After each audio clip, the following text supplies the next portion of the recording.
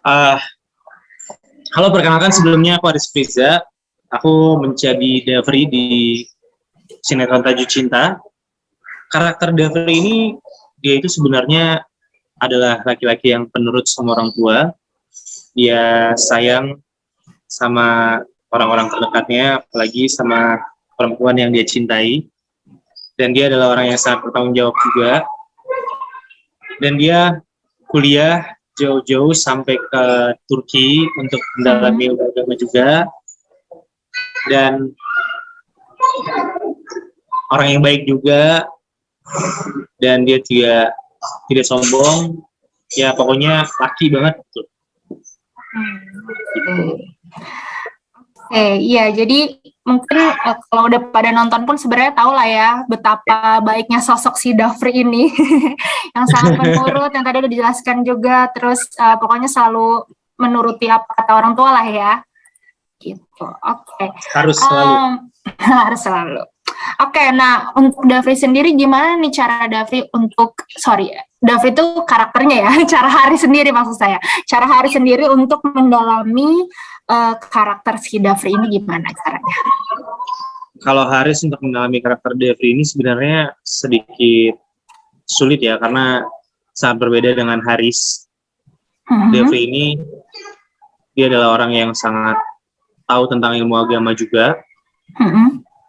Dan sebenarnya Davri ini dia nggak cengeng ya, dia lebih ke udah nggak tahan dan nggak kuat gitu loh. Dia sebenarnya bukan orang yang cengeng, dia tuh anak yang kuat. Sedangkan kalau misal Haris tuh ya pasti banyak juga yang udah tahu kalau misalnya ngeliat Haris tuh ya orangnya yang suka bercanda, terus nggak bisa diem, beda banget lah sama Davri. Untuk masuk karakter Davri juga aku sangat banyak banget harus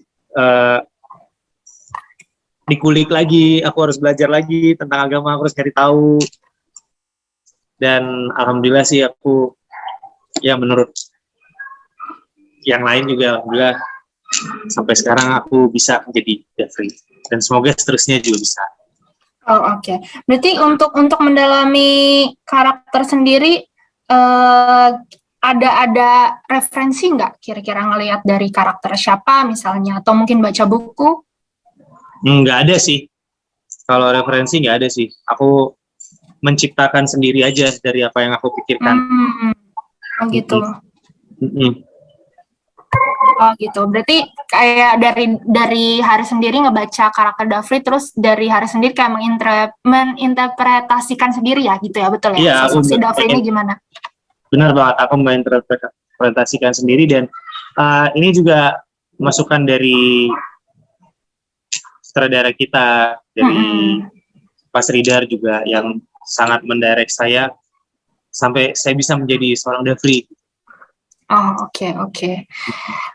Ini sudah ada satu pertanyaan dari Fafa Liberty Magazine. Haris ini kali pertama atau kedua bermain dengan Cut Syifa ya? Nah, gimana nih rasanya bermain satu sinetron dengan Cut Syifa? Kamu melihat sosok Cut Syifa ini seperti apa sih? Boleh dijawab. Kalau sinetron bareng itu kita baru pertama kali, cuman kita sudah pernah ketemu beberapa kali. Waktu itu dulu pernah di gala premier, terus pernah di nikahan teman aku juga, aku sempat ketemu karena jadi groomsman sama bridesmaid-nya juga kan. Waktu itu kita udah sempat berkenalan juga sih. Jadi rasanya bisa main sama Cut Syifa sih sangat bangga sih, karena kan ya kita tahu ya Cut Syifa juga banyak diidolakan sama orang-orang, dan Syifa itu actingnya bagus banget. Jadi itu juga sangat membantu aku untuk aku bisa masuk di dalam karakter Davri. Gitu. Jadi aku sangat bersyukur sih aku bisa main sama Cut Syifa. Untuk pendalaman chemistry sendirinya gimana, Haris? Menemukan kesulitan nggak nge-build chemistry sama Syifa? Ya ada sih, sampai sekarang kita nggak ada nggak sulit untuk nge-build chemistry-nya, dan alhamdulillah emang dari pertama take pun udah langsung oke gitu loh. Jadi alhamdulillah banget. Oh mungkin gitu. Ya karena ya Syifa kan juga karena udah sering ya, udah sering banget lah pasti. Dan dia juga aktor hebat, jadi untuk dia ngambil chemistry itu pasti nggak akan susah. Oke. Kalau tadi mungkin belum begitu detail dijawabnya, kalau Haris sendiri melihat sosok Shiva ini seperti apa? Kalau aku sendiri sih melihat sosok Shiva ya, dia orang yang baik ya, dia baik, dia pinter, dia juga actingnya bagus banget, dan dia juga kalau misalnya ada kayak misal aku lupa apa kak tadi ini gitu, jadi sangat membantu banget sih kalau menurut aku, dan dia orangnya yang emang ya itulah baik lah pokoknya.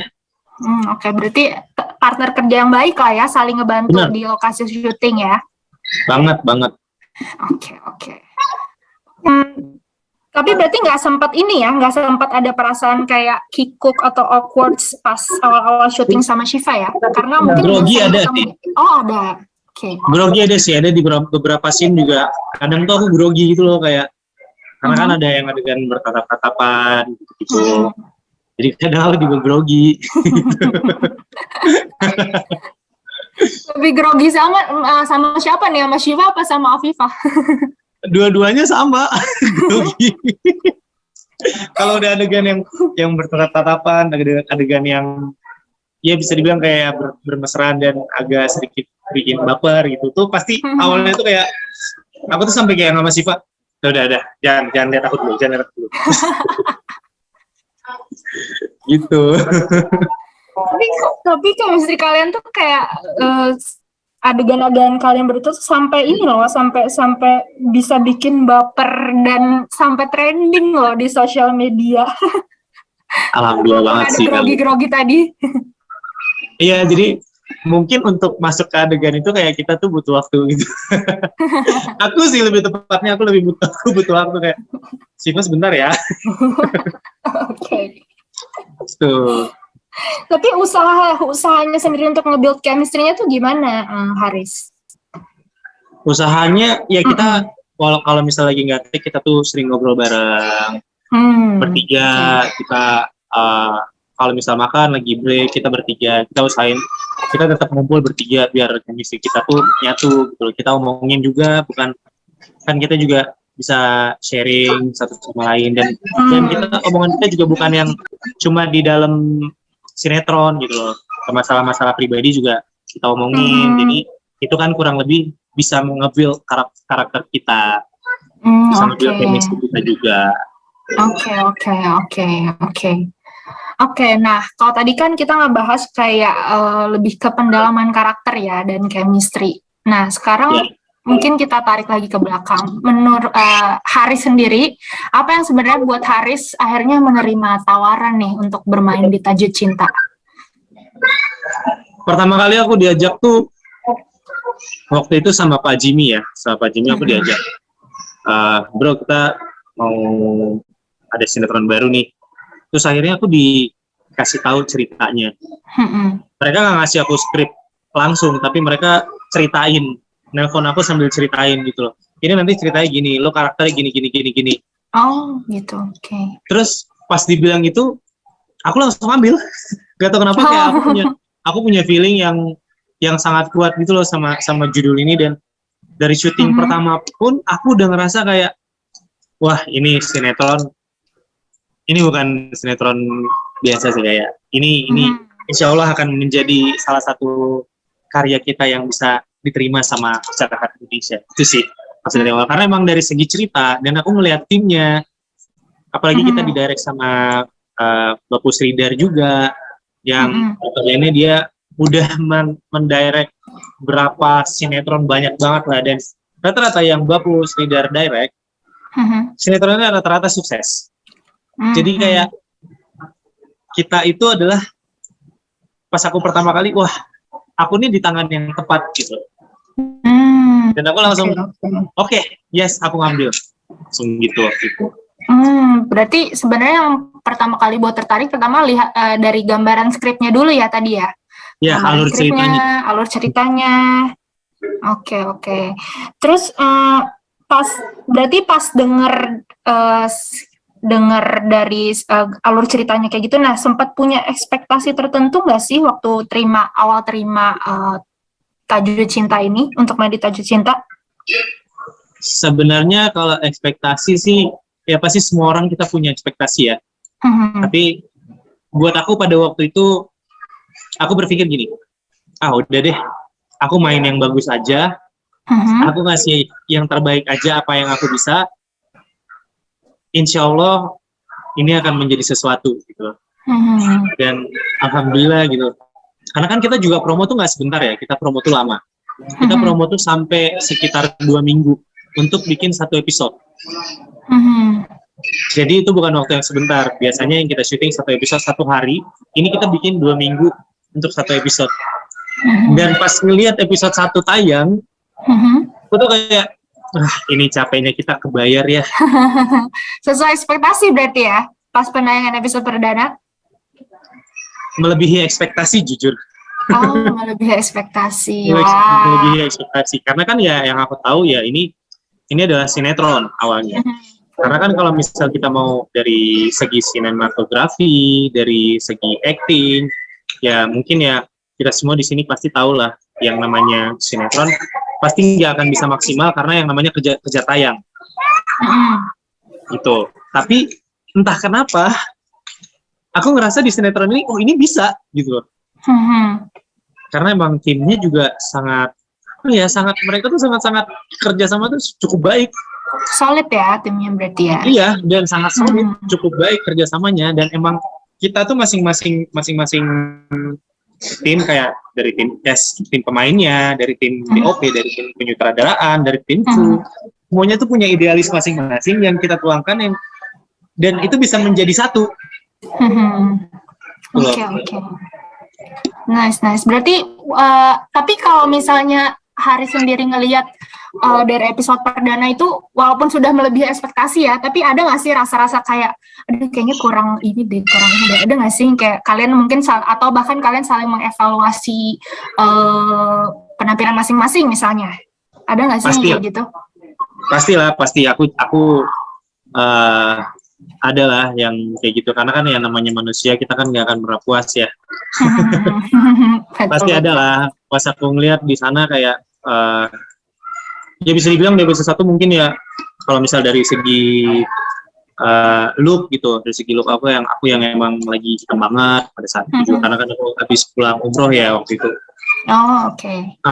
Jadi emang pas di Mekah itu kan panas banget ya. Dan aku di situ emang lagi ya bisa dibilang hitam banget ya, dari segi look mungkin waktu itu juga make up-nya kurang. Terus dari segi acting-nya juga kayak ada di satu adegan yang aku harusnya di sini tuh kayak gini ya, aku harusnya kayak gini ya, tapi kenapa waktu itu aku nggak kepikiran gitu. Iya. Dan itu kan akan menjadi evaluasi untuk kita. Oke. Nah, kalau dari itu kan dari sisi Haris, kalau dari keluarga sendiri nih atau kerabat dekat lah yang menonton itu gimana responnya sejauh ini, apalagi pas penayangan perdana ya? Alhamdulillah sih, aku senang banget kayak waktu mama ngechat aku, mama bangga gitu. Kan itu adalah salah satu hal yang bisa bikin kita bahagia banget kan. Dan pas aku ngelihat semua komen-komen dan dari teman-teman aku pun pada keren Riz, good luck bro. Itu tuh yang wah benar-benar bahagia banget sih. Dan responnya alhamdulillah sampai sekarang pada positif. Nice. Berarti ternyata benar-benar terbayarkan lah ya, berarti kerja keras 2 minggu untuk benar banget. Bahkan sampai sekarang pun kita nggak satu hari itu nggak akan keluar 1 episode. Oh gitu. Iya, karena kan kita masih harus ngejaga gambar, kita harus ngejaga alur cerita juga. Jadi kalau kadang ya namanya kita udah penulis kan kadang suka lupa ya, gitu loh. Kadang suka lupa, terus kadang mungkin dari tim penyutradaannya juga lupa, continuity apa segala macam. Jadi itu kan pasti takes time gitu loh untuk kita. Enggak harusnya nggak kayak gini. Kemarin kita sebelumnya gini. Gitu. Oke. Nah, kalau kita balik lagi nih ke judulnya, Tajwid Cinta. Nah, menurut Haris sendiri nih, apa sih definisi dari tajwid cinta itu? Sebenarnya tajwid cinta ini definisi sebenarnya sampai sekarang aku belum tahu ya. Cuman menurut aku, Ifah dan Syifa, kita tuh mikirnya gini. Jadi tajwid itu adalah hukum, artinya. Yang aku tahu adalah hukum. Jadi itu adalah hukum cinta. Jadi menurut kita bertiga, tajwid cinta itu adalah hukum mencinta di dalam agama Islam. Menurut aku sih kayak gitu. Oke. Jadi ya kok bahkan kalau misalnya ngelihat dari teasernya kayak semacam manusia bisa berencana tapi tetap gitu kan ya, kurang lebih ya, tetap Allah yang berkehendak gitu ya. Allah yang menentukan tuh. Ya. Oke. Nah, kalau kamu sendiri nih melihat karakter si Dafri, Syifa, dan Alina. Ini kan kayaknya terkesan kayak menjagain jodoh orang, bener gak sih? Soalnya itu yang buat viral loh, jagain jodoh orang. Itu yang sampai trending ya, yang sampai trending di Twitter. Iya betul, jagain jodoh orang. Nah, pendapat kamu sendiri tuh gimana sih sama yang mungkin masyarakat di luar sana lah yang atau mungkin kerabat dekat kamu malah ya yang pernah berpacaran lama, menjalin hubungan udah lama, tapi ternyata at the end karena satu dan lain hal harus menikahnya dengan orang lain dan akhirnya meninggalkan pasangannya. Nah, menurut kamu tuh gimana sih pendapat kamu tentang si jagain jodoh orang ini? Ya kalau misalnya kita lihat dari cerita ya emang iya ya, mau gimana lagi, karena kan ya namanya aku pacaran sama Alina itu kan lama banget, dari SMA udah bareng gitu loh, dan aku udah kuliah ke Turki, udah kemana, tiba-tiba aku nikah sama orang. Itu kan namanya definisi menjaga jodoh orang.